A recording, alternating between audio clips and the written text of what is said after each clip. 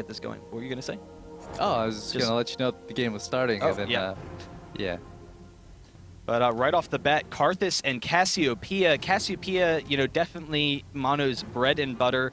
They've, beaten so many top teams with that Cassiopeia Rumble combo. They did get Janna last game, I believe. So still, able to run that really strong bot comp that they like. And then Karthus is banned, presumably because they're looking to run kind of a heavy melee kind of comp, that kind of bruiser comp, which is really hard countered by Karthus. I feel like Rammus wasn't the issue last game. It might have felt that way because Rammus was able to catch up and get those Dragon Gold and Baron Gold, but I don't know. The thing with Choppa is they're not super well known, so the bans for them wouldn't be as conventional. You kind of just base your next game ban off of what the first game was, and so probably to them Rammus was the biggest threat. And actually Rammus gave Ahri the advantage against Morgana early game with that early gank, so that's probably one thing that just stuck out to them. And I'm sure you have to consider Rammus, he played an anti-carry Rammus, so lots of physical damage. He, got the Warmogs and Atmos, so just fantastic anti-carry status. Udyr and Olaf aren't necessarily the strongest champions at protecting your carry. They're more, they're anti-carries themselves. They want to go at the enemy team. They want to charge full ahead. So Rammus is actually a really strong counter to a champion like Graves, prevents him from getting into the fight while allowing Kog'Maw to just, dish out his range damage. But we do see Nidalee and Shen as well as Ryze, so a couple of just standard strong champions. The Nidalee ban really surprises me.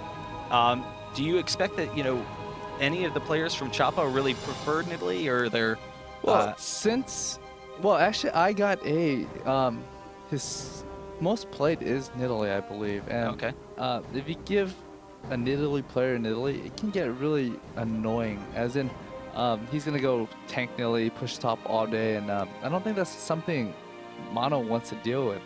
Really, it's really, really hard to kill a Nidalee, so in most cases, she's usually the last to die. But if they have a top lane champion, that's just really strong controlling the lane, like Wild Turtle likes to play, and Udyr and Aurelia, those kind of champions, clearly, Nidalee wouldn't have enough harass, generally speaking, for those champions. So is that really that a concern? Could they have allowed them to pick Nidalee, maybe bait out the Nidalee pick, and then go with the stronger, team fighter who can just, like Udyr, who can just run right up into the enemy team?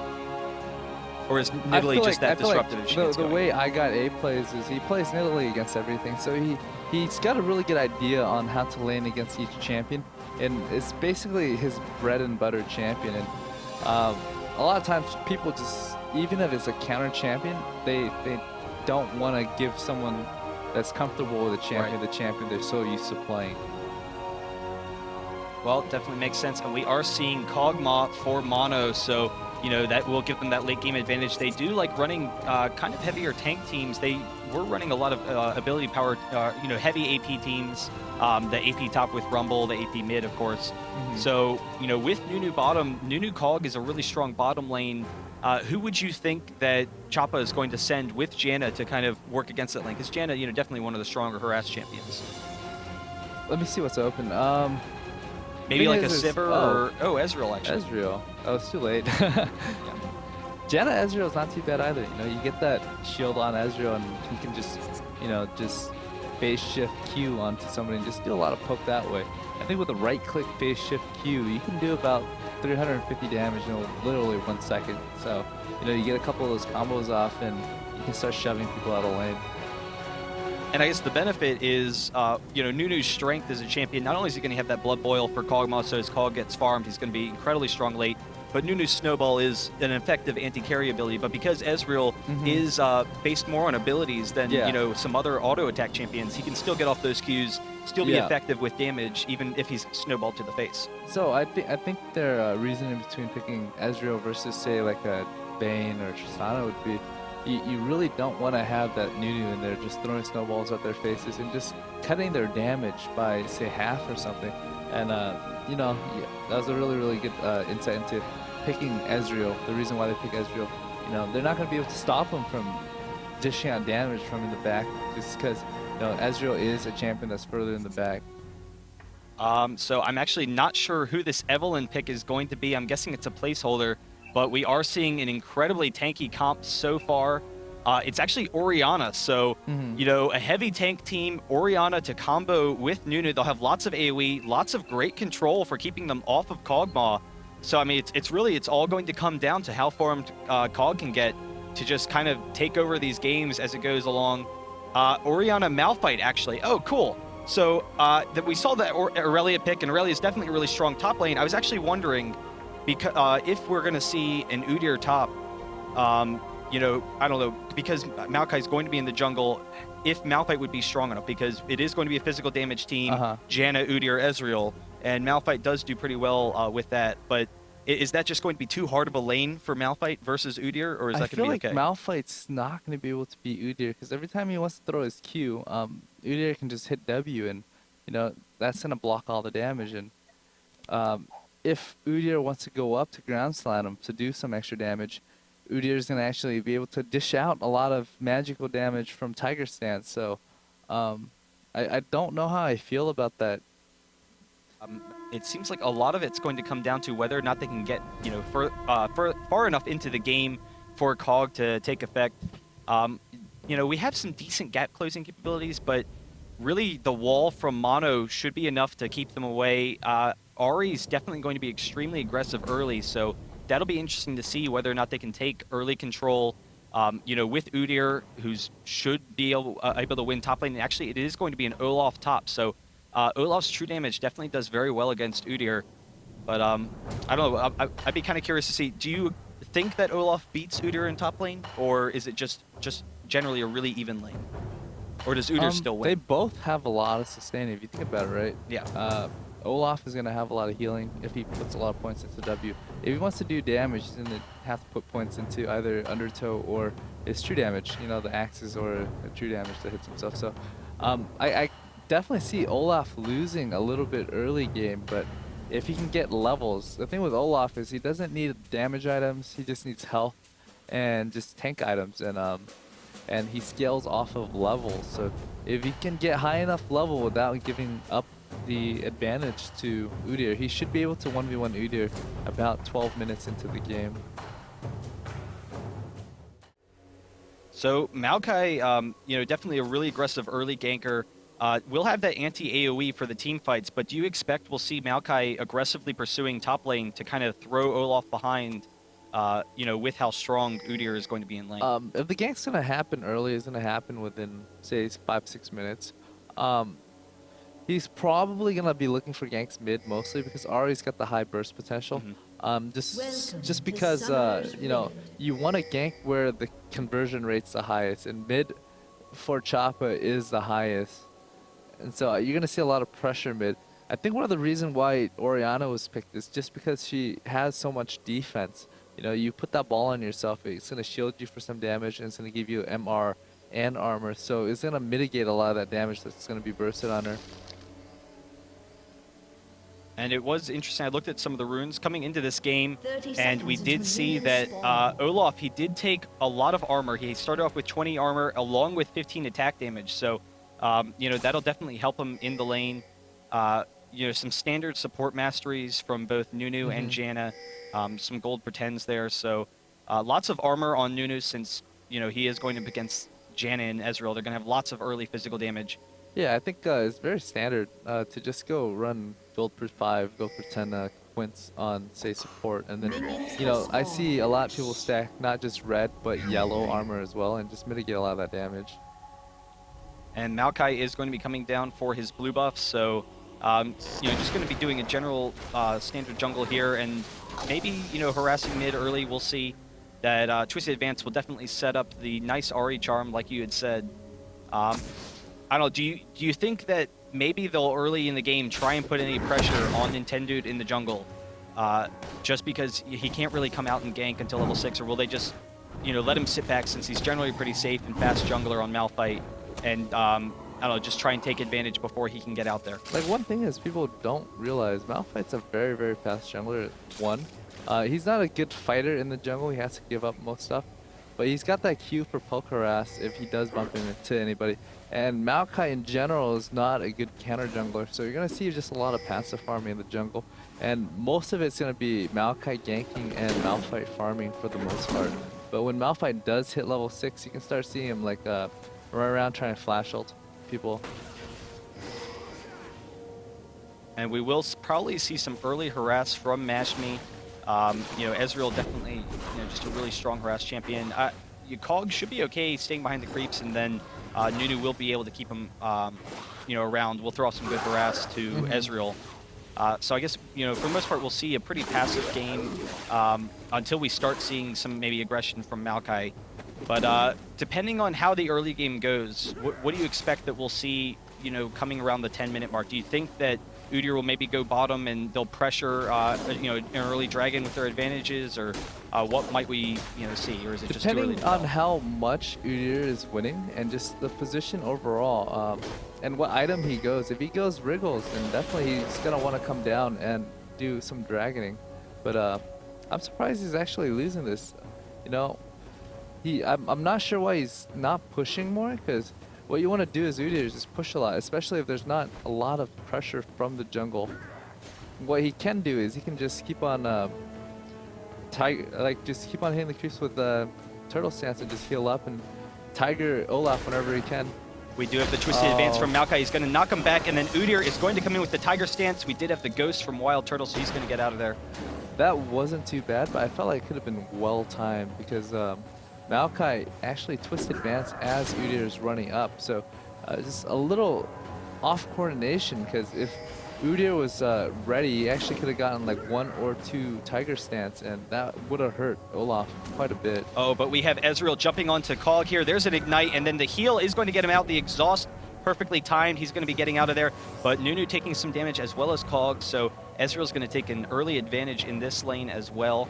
I was kind of surprised. You know, we do have a lot of armor on Olaf, but like you said, I would generally expect Udyr to either sit up here and not let you farm by throwing off the Tiger, you know, to your face, or push to the tower, because Olaf definitely would struggle. But we actually have Maokai coming in once again. There's another twisted advance, red buff coming down, so, you know, just kind of harassing him a little bit more, but he's really wasting some of his time up here when Udyr probably could just control this lane a little bit by himself.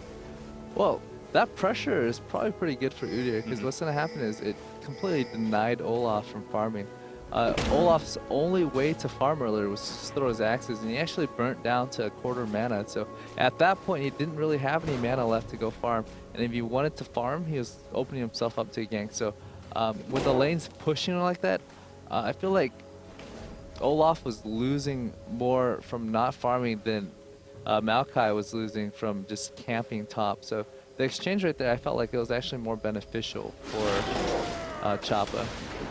Olaf does have a ward, but he's not going to get it down in time, so we have another gank from Maokai. There's an ignite, and the twisted advance. Udyr is going to flash out of there. The ignite's going to maybe take him down. The turtle shield just barely up. So a little bit over-aggressive, thinking he's going to get in a kill, but really Udyr just baiting him in here so they can, you know, push to the tower, and this is going to be a massive early advantage. I don't know, it'll be interesting to see, because you know, like you were saying earlier, Olaf definitely needs to keep up in levels in order to, you know, do that true damage harass that he's expecting. So with the sustain that Udyr's going to have from the level advantage, what do you think Olaf's going to have to do to, you know, catch up back in this lane? I feel like, you know, Olaf is a little bit better, like, say, a couple more minutes into the game, but since he did die, it's going to set him further and further behind. So now I feel like Udyr is just going to have his way with Olaf, and he's just going to have to passive farm. One thing about top lane is the moment you die once, laning top gets exponentially hard, because the other champion's going to be able to deny you over and over, and when you're getting denied and you're already behind, you're just going to fall further and further behind. And there's going to come a point where Udyr can 1v1 Olaf.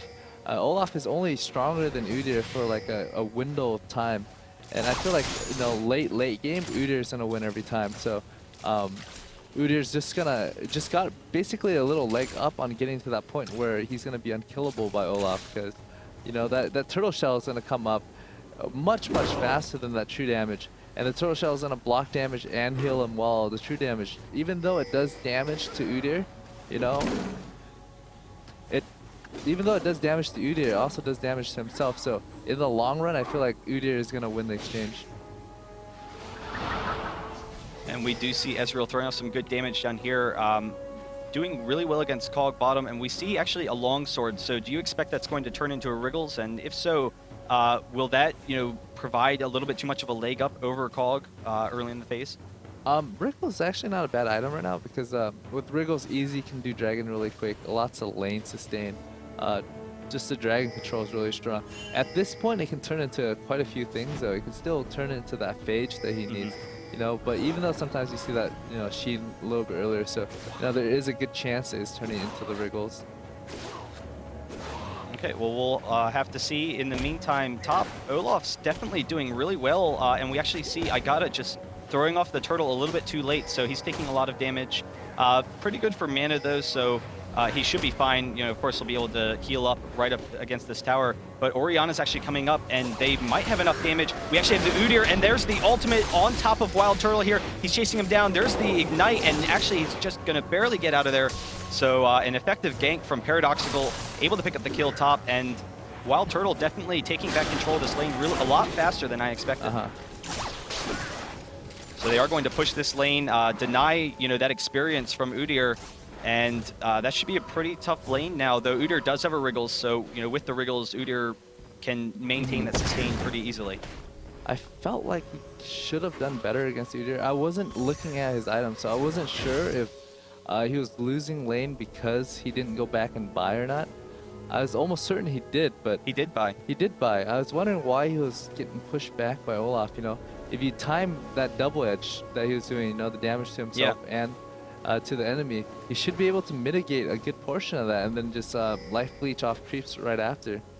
And I think that was the thing. We saw he mistimed the turtle stance the one time, and then coming in the other times trying to get the Tiger off to harass down Olaf. Wasn't able to get enough harass damage, but in the meantime, Olaf is up here. There's a stun from Udyr, and then the twisted advance from Maokai. He's going to get off the red buff. Wild Turtle going down really quickly. So another kill for Igata.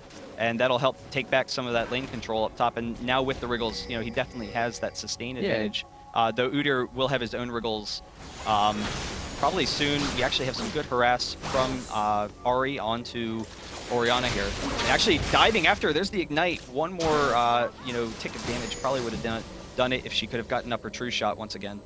I think that was a very good fight for Jinte actually, because, she burnt her ultimate, which is relatively short cooldown, but she's actually also able to force Paradoxical to burn her flash. So in terms of using her ultimate there, I don't think she was planning on killing Orianna, even though she did use her Ignite.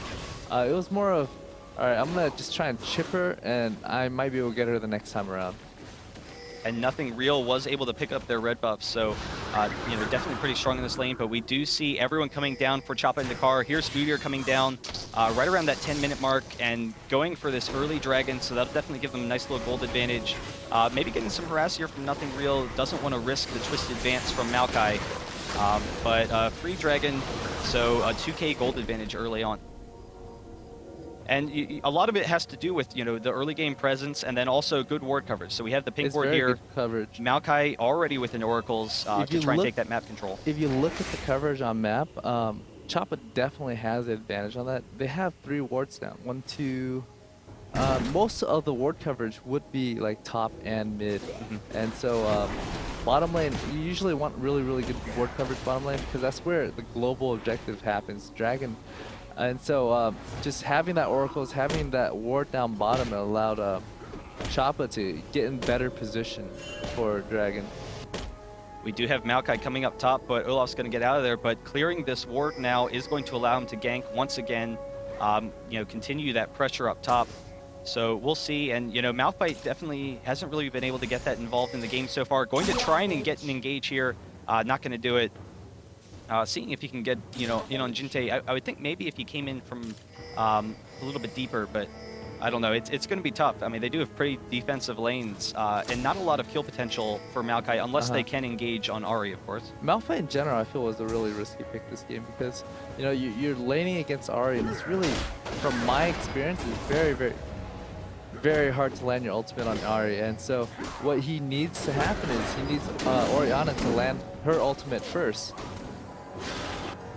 We do have the Phage onto Ezreal, so we'll have that slow, but Kog'Maw with the CS advantage bottom, so they're actually going to push down this tower. Should be able to get it if they want it. I would think they would leave it up to allow it to push back so Kog can continue farming. So they are actually going to back off for a second here, but Kog definitely getting farmed. And there's the flash twisted advance from Paradoxical, followed up with the ultimate from Nintendo, and then the ultimate from Paradoxical is very close to picking off Jintai. He's going with the Ignite, very close to going down. He's going to come back in, able to burst down Nintendo, and now Paradoxical is going to miss the Q, actually, and they're going to be able to combo him there. Wow, so really good presence by Maokai here, by Xlin, and Choppa and Dakar are able to pick up 2 kills. It looked like they might be able to drop Ari for a second, but you know, just really good kiting. Just a little bit more. If they had timed the CC just a hair of a second better, because the Ori ult was still in motion when Malphite ulted. So what happened was about half the CC from each of them overlapped, so Ari actually didn't take the full brunt of the CC. So it would have kept her there for maybe a fraction of a second longer, but I felt like that one fraction of a second would allow them to get one auto attack in, and that actually would have killed her. And the numerous ganks up top definitely, you know, have Udyr in a slight advantage here. Olaf wearing him down still, but that tower is pretty close to going down. So, you know, we'll see if another gank maybe up top will be able to drop that. Maybe we'll see Udyr start, you know, moving around the map a little bit. Ari is going to pick up that blue buff. And in the meantime, actually, Kog chasing down Ezreal here is going to get some great damage onto Patoy. And, you know, continue actually owning this bottom lane so that Kog can just continue farming for this mid game. It's actually a pretty risky gank because Easy doesn't have mana. Janna's really low. Maokai coming gank bottom is just more for pressuring, so Easy can actually get some heal off of just auto attacking for whatever life leech he has. Wow, and so the true damage from Olaf, he was able to burst down Udyr, goes down to the Ignite. You know, so an even exchange both there. ignited each other because they died relatively far. Yeah, they did both use their Ignite. And so, you know, Udyr, I don't know, definitely has a little bit of an advantage there. 2-2 to 1-3, has the CS advantage.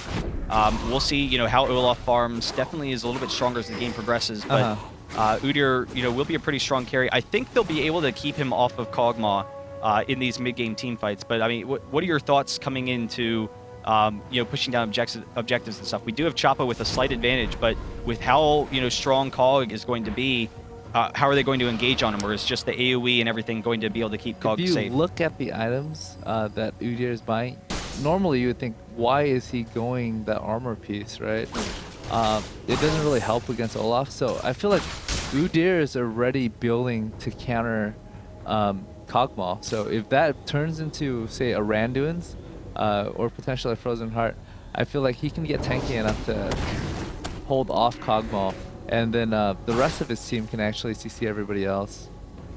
And that is the issue, that they have a heavy physical team, so if they get some early, you know, physical items, a Frozen Heart would definitely be nice on one of these champions. You know, that would hurt them a lot. So I guess that'll be interesting to see. We do have Maokai coming up top again. He will see this ward, so, you know, getting good ward control. Hopefully Ari steps back a second. Is going to be ganking top. They could maybe tower dive, but actually they probably just want to push this really aggressively, and Olaf is going to back off for a second. So they're probably going to want to get this tower and just push it like maybe another wave. And I think the pings are coming down for Dragon. So as soon as A gets this tower and push another wave or two, if you can force Olaf back to top, just to bait him with all that farm that's incoming, they should be able to get this next Dragon pretty much for free. But bottom is actually a little bit low on health. So what Ezreal needs to do here, he needs to top off just by attacking. And if he can top off high enough, they will be in position to take Dragon. And we do have Ari and Maokai coming down, like you said, for this Dragon. Malphite's down here, you know, so we'll want to watch out. They don't have very good ward control, so, you know, he could maybe run into a poor situation here. Nunu stepping up a second. The Sapling will see Malphite, but, you know, with Udyr as well, they'll presumably be able to take this Dragon. I felt like the timing is a little bit off. Had Udyr stay top for like 10-15 more seconds and pressure to tower a little bit longer, this Dragon could have been free, because what they wanted to do is keep Olaf up top. We do have Maokai Trista advancing onto Malphite. I'm not really sure what the point of that target was. Olaf in the middle of the team, and there's the Ari ultimate comboed with the Malphite ultimate. They're going to take some people down really quickly, and no one's on Kog, so Kog is definitely doing very strong down here, able to pick up Ezreal, and everything is going right for Mono here for a second. We actually have Wild Turtle, got to get out of there. but the rest of the damage is gone. Can Cog actually do it? But there's Igata. He's going to be able to take down Cog, so almost able to pick up that fight, but just not enough. Maokai, can he go down? Actually able to pick up the Maokai. So an Oracle's down, but actually a big one fight for Choppa and Dakar, and they're going to be able to take this dragon as well. I think that was an ace. That was an ace. That's an ace and a dragon, you know? I was surprised. It looked like it was going to be, you know... For a moment, yeah. I thought Mono was going to win that fight. You know, I felt like if Orianna had landed her ult on one more person, that would have given them enough burst and AoE damage to just kill them all. So, they did get 2 people. The one person that they didn't really need to get was Udyr. Getting Ari is good. It took her, once again, like you saw earlier, it just took her just one hit from dead, but you know, you really need to finish her off. And I guess the big thing is, you know, Cog was able to take down Ezreal, so you know, the exchange of the DPSs there seemed like it was to their favor, but I guess really they just need Cog with the rest of the team. DPS that front line, you know, take down those, you know, champions as they have that great ultimate. So if they had Cog able to burst down Ahri before Ahri was able to get anything off with that Orianna ultimate and Malphite ultimate, then, you know, maybe they could have picked up that fight. I felt like Cog did his job. It's just that Olaf wasn't able to get in there and just do enough during that whole entire exchange, and so whereas Udyr was able to just clean up everybody else. It just comes down to top losing top just too early. And or Orianna, Olaf losing top just too early. Orianna is coming up here. It will be tough for them to pick up Igata. I'm not really sure what they're expecting. He's pretty much dead. Oh, there we go. So he is going to go down pretty close. Actually, there he goes with the true damage, able to pick it up. And in the meantime, Ezreal is going to be chasing down Cog here. Nintendo is here as well, so Ezreal's very close to going down. There's the Janna ultimate, going to keep him alive. Nothing real is going to go down. Now Juntai is chasing down Nintendo, going to be able to get us some good damage. The Malphite ultimate is going to keep him alive, but another kill for Choppa and Dakar. I think right now Choppa is just going to try and extend their advantage. What they want to do right now is just keep on taking towers. Getting towers means they get better position, just more gold. So I wouldn't be surprised if after they take this, they're going to go buy and just try and take mid after. Wow, so we actually are seeing a very aggressive Baron from Mono. There are no wards currently for Choppa and Dakar here. They did know they're all bottom. Do this. They're going to lose too much HP too quick before Malphite gets there. They're going to be forced to back out before Malphite. You're going to need a strong tank to tank Baron. Oh, They're wow. underestimating their tankiness, so this is very, very risky for them. And the issue is Malphite's low as well. Wild Turtle almost tanking it enough. Nunu is going to throw off the ultimate. They're actually going to be able to get it. There it goes. Wow. None of them going down, so perfect job kiting around. No unlucky procs on any of these champions. Probably would have burst them down. I felt like if Baron just critted any of them, yeah, they would have died, but you know, it's one of those things where if Baron crits you, you're screwed, and I didn't see any crits on Baron. You know, it's very obvious when Baron crits somebody because you just see people get chunked. And now we actually have enough for an Infinity Edge. There it is onto Kog'Maw. So with the Baron, with the Infinity Edge, they will, you know, have some great fight potential. You know, Choppa, they just found out. They dropped the ward, and I don't know, it'll be interesting to see. You know, Mono's definitely going to be able to hold out off the game for a while now and see if that late game Cog can, you know, kind of take over. That's exactly what Chopper didn't want to happen, is to give Mono the chance of getting Baron, because what it does is it gives Mono a lot of gold, and it gives them to extend the game later where Cog can get really big. And right now, I feel like Mono, it puts them in position where they can start taking towers and catching up. You know, the gold advantage is about 5k, but you know, once they take down the 3 outside towers, the gold advantage is going to be maybe 1,000 at most. And with the you know, Baron buff, a little bit more mana regen will allow Cog to, you know, kind of spam that long range damage, as well as giving them, you know, the damage opportunity. So we'll see whether or not they, you know, try and harass them down a little bit. It'll definitely be difficult for Choppa to push down any towers against the Baron. But I guess we'll have to see. We do have an Aegis on Maokai. You know, I'm not sure. I guess this will probably be a Atmas for Udyr, so he'll definitely have that anti-carry. I'm kind of curious whether or not he would have gone Frozen Heart, or I'm sorry, yeah, Frozen Heart. So that, you know, that still has some potential. because of how effectively it would counter Cog. Yeah, it could still be any item. It Yeah. could be a Guardian Angel or a Frozen Heart. It could even be a Randoons, but I feel like he's going to need one of those 3 items if he's going to want to ride Kog'Maw, especially after Kog'Maw's gotten the eye edge. And we'll see, you know, how Orianna is doing. She's not really that far in gold. It would be nice if they had a little bit more ability power. Udyr is pushing down top, but we do have them coming mid. And with the great range that Nothing Real has here on Cog, they will be able to take down these towers pretty easily. With no Udyr, they're not going to be able to defend it. Udyr will get a second tower here, but Mono almost can just push up to this, you know, base turret. You know, we'll see whether they do or not with this next streak wave. I have no idea what Chopper is doing. They're trading 2 towers just for Udyr and Easy to split push. You know, Mono has no reason to break away from them to stop the push. Because if they can get inhib, it's well worth it for them to keep on pushing.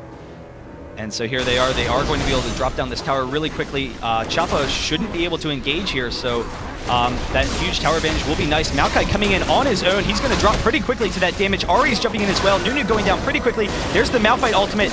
You know, okay comboing, but Orianna missing everyone with her ultimate. And here's Nunu throwing off kind of a worthless ultimate over here. Cog is charmed, so he's going to have to get out of there. They're all going to back out, though.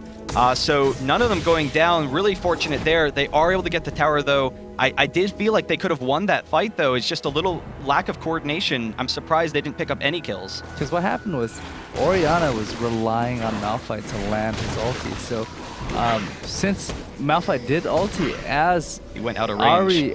Ari was using her ultimate, you know, she dashed right out of it and it wasn't able to land anything. So, you know, if they were able to catch Ari right there, they would have won that team fight and take it. So this is going to be an opportunity for Choppa to take this dragon. You know, that'll help them keep a gold advantage, even though Mono does have that Baron. But now with how strong Cog is, Cog does have the Zeal now. It's going to be tough. They don't have any turrets to defend with. Udyr is with the team, though. So, you know, we'll see whether or not he can get into the middle of them. He is actually going for Randuin's. And so the benefit there, of course, is that Cog doesn't have to be attacking Udyr. You know, he can just throw off that slow, charge at him, you know, try and pick him off. We do have Maokai coming up here. He is going to get the Twisted Advance on the Malphite, but the rest of the team is here as well, so they're underneath the tower. Maokai going down very quickly. Nintendo is going to go down to the Ezreal ultimate. So really effective play there, and they will probably be able to convert a tower out of this. So basically what Mono needed to do is they needed to make something happen during that Baron buff. You know, they were able to take down 2 towers for the price of basically 2 as well. I think 1 actually. Yeah, Chopper was able to take bottom tower, so they did come out ahead. What Mono needed to do was they needed to take that inhib and actually take more towers to catch up, but now that Baron buff is worn out and they weren't able to close that distance, I feel like Choppa is still significantly stronger, even with Kog'Maw building the eye edge, just building soon into a Phantom Dancer. By then, I feel like Maokai will have his Frozen Heart and Udyr is going to have Randuin, so just the next team fight, I feel Kog'Maw, even with all his damage, is going to be greatly reduced by Frozen Heart and Randuin's.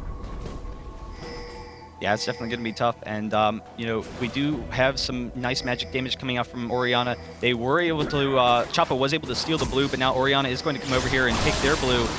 They shouldn't be able to defend it in time, so that'll be nice for her to be able to spam those abilities. It's actually resetting, so, you know, we are very close to having a fight here, actually. And Maokai, can he steal it? Orianna just barely able to pick it up, but there's Jintai coming after him, and still coming. Nothing Real, very close to going down, but the combo with Malphite and Orianna goes off. Maokai chasing Cog out of that fight. And actually, this is a huge one fight for Choppa. Maokai is probably going to be able to pick up this kill. We actually have the flash in from Udyr. There's the Ignite. So a full, you know, huge win for Choppa. Chasing down Nintendo here, able to pick up the slow, so he's going to go down as well. And we'll see, you know, they probably won't be able to push because all the lanes are pushing for Mono. But even so, you know, once they're all grouped up, you saw the great control that Udyr gives. I feel like, you know, Choppa's is so far ahead. I really don't know what Mono can do to catch up at this point, because Malphite is actually not tanky at all. He doesn't have enough HP for his passive to be that effective. And same with Olaf, he's just not tanky enough to just run in there and zone people. And really, having Malphite and having Olaf run at their backline is really, really hard because both of them has dashes. So I felt like the only way they would have won that was if they were able to like lock down Maokai and allow Cog to do damage, but that didn't really happen as well. Maokai was able to single-handedly zone out Kog'Maw while Malphite basically ulted and didn't do much at all. And actually, they're going straight for the Baron once again, but this time, Choppa definitely knows it's there. They're all grouped up. Maokai lagging a little bit far behind, but they should be able to get in here, and they actually are going to. And here's Udyr chasing down Cog, is going to back up a second, and there's Shirelia's. So Malphite very close to going down, is going to go down. Orianna throws off her ultimate in the middle of them, so Ahri is pressured out of there. Cog is going to be chasing off there. Olaf actually going down with Ahri. Cog able to pick up the kill onto Maokai, and now they're backing off here, and Cog's going to get some great damage onto Udyr. Can he take him down before the stun goes off? There's the stun. So with the Qs from Ezreal, they're going to be able to pick up that kill, but the flash from Nothing Real, he is going to go down quickly here, though. So another one fight for Choppa, and now they're going to be able to maybe get the Baron off of this. It'll be tough to see. You know, whether Udyr is tanky enough. I guess they probably won't risk it with They're probably not Orianna going to here. risk it. I feel like their best bet is just go back right now, heal, and just look for the next fight. Because it's not worth it to start Baron with Orianna there still, because she can poke them down with them being that low. So it's more prudent for Choppa to just go back by, because they just want another really big fight. That means their goal advantage just got really, really huge. And I think, I'm not sure, but I think Maokai just finished his Frozen Heart from that fight. So he should be able to just go in there and tank even harder. You see him zone Cog again, but Cog just turned around and killed him this time, though. I think that was a better choice than what he did last time. Yeah. And the thing with Maokai zoning this time was he was really far from the fight. And really, when he's tanking, he relies heavily on his passive, just healing him over and over. And he wasn't getting that passive stacks just being so far from the battle. So I feel like next fight, when they're a little bit more clustered and when Maokai just rides onto Kog'Maw, if he's able to get his passive up every 2-3 seconds, he's going to heal significantly more than what happened last fight. One of the things that we're seeing from Mono in a lot of these fights is that instead of, you know, basing their fight around Cog and, you know, sitting back and just keeping him off of Cog, they're really splitting a lot as a team. Olaf is, you know, charging forward to zone out Ahri and hopefully Ezreal as well.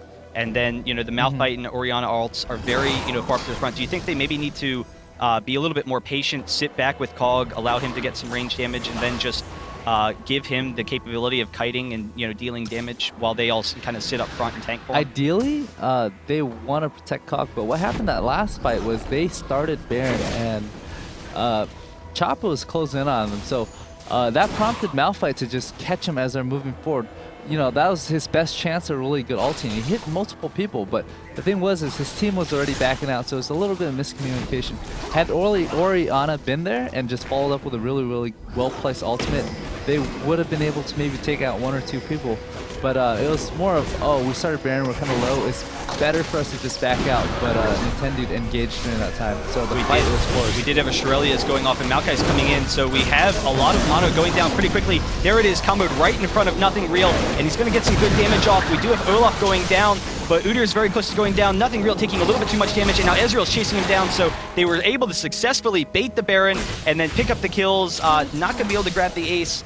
We'll see how aggressively he pushes. So, I don't know, really successful bait there from Choppa, and now they're going to be able to get this Baron, continue their huge advantage. I don't know. What do you think Mono needs to do to get back in this game, or is it just completely over? I feel like it's completely over. I just, honestly, just with the team comp that, you know, Choppa has, they have a stronger team comp that's just way too far ahead. And like one thing I was talking about is, you know, Olaf is gonna want to get to the back line, and he's not going to be able to do it against this team comp. You know, like I've had a lot of Olaf games recently, and one thing I hate playing against is just I hate playing against Ahri. If you watch the last team fight, you see Olaf beelining straight for Ahri. She does a dash, it does damage to him. He keeps on running, she dashes again, and then he turns around and she dashes back at him, and she's able to pick him out. So it's just, he's playing a way where he's trying to lock down somebody that he can't, and he's chasing them and taking damage at the same time. And when he runs away, he's taking damage as well. And so we do have the blue buff coming over to Ahri here, along with the Baron buff. You know, the Cog range, that kind of poke that Cog has, isn't really as consequential anymore, you know, because of all the regen that they're going to have. Just all that armor as well, they probably can just run up and tank these turrets as they push him down. You know, Cog is going to be able to get red buffs, so, you know, that'll definitely continue with the damage there.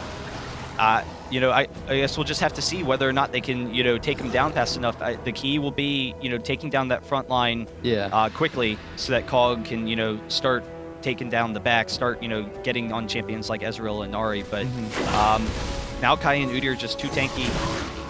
So I don't know. It looks like we might have a killing spree upset here. I feel like this game is, if they play this right, they should be able to poke them down. As long as they don't completely clump up, they're going to be able to just take out the towers uncontested right now. Because, you know, Ari's got a lot of good poke. Same with Maokai. People underestimate those presents that he throws down. It does, you know, it does quite a bit of poke. And really, it's good for zoning, too. And so they are pushing mid. You know, they definitely, you know, have the tanky enough team where they probably can tank it, but obviously don't want to group up with all that AoE damage and just, you know, set themselves up for failure. So yeah, definitely. Right now, Choppa is really far ahead, but you know they can still mess up. If just depending on how well placed that Orianna and Malphite ult is, they can still lose a fight. So what they're concerned about is they want to split up and poke at the same time. That's why if you see like the positioning of Choppa, they're kind of fanned out, very far apart from each other. Close enough that they can assist each other, but far enough where they can't get all caught. I was actually going to say, do you expect that, I was wondering if we expect to see a split push from Udyr maybe, considering how strong they are, if they can play defensively, not allow a hard engage while Udyr comes off. But there's the twisted advance from Maokai, and they're actually full on engaging. Nothing real is going to drop almost immediately, so there goes all of their damage. The Orianna ult going off, so they are very close to picking up Udyr. Udyr probably will die under this tower. Orianna will go down. Maokai and Udyr very close to going down, but there's Olaf as well, so fully one fight by Choppa. They will be able to take this inhibitor close to enough time. They'll probably be able to take the Nexus as well, and that'll probably be GG. So awesome, you know, great game by Choppa. A really impressive play by both teams. It looked like Mono was able to take it. There's actually a surrender. So game over. Choppa wins. They get the $400 bonus. So $400 taking down Mono eSports. Congratulations. Really surprising. I mean, we saw some really impressive play.